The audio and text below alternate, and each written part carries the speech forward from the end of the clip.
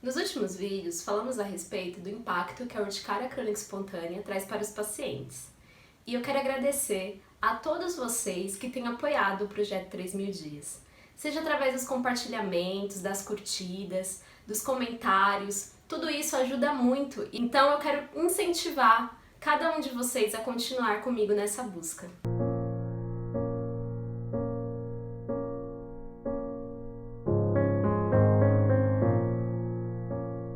Diferente de uma alergia comum, em que há um fator desencadeante, a urticária crônica espontânea desgasta os pacientes por seu longo caminho diagnóstico.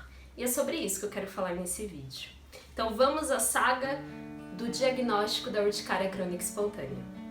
Como sabem, a urticária crônica espontânea é um tipo idiopático de doença. Mas como isso é possível? Doenças idiopáticas são doenças que não têm um agente causador, ou simplesmente ele não pode ser identificado, ou seja, pode ser até que ele exista, mas você não conseguiu ser capaz de encontrá-lo. E diagnosticar uma doença assim é um desafio enorme, porque você tem que percorrer um longo caminho e muito cansativo até achar a doença. E por falar nisso, eu vou tomar até uma aguinha porque isso até me cansou. Na prática, funciona mais ou menos assim. Os médicos vão mandar você fazer centenas de exames.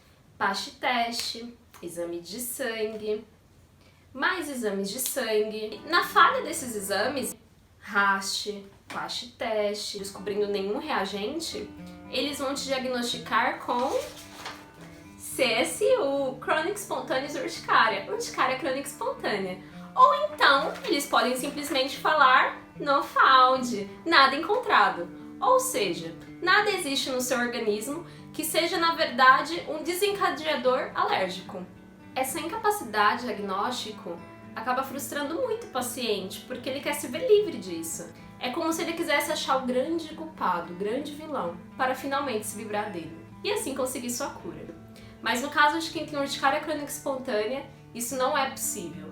Então esse caminho cada vez fica mais longo e esse é um processo muito injusto. Mas existe algo que é o poder da mensagem. E eu acredito muito que o poder dessa mensagem pode encurtar esse caminho e trazer muito mais conhecimento. Então vamos comigo, vamos maximizar essa mensagem, vamos torná-la poderosa para que outras pessoas não sofram o mesmo que eu sofri nesse longo diagnóstico, na saga do diagnóstico da urticária.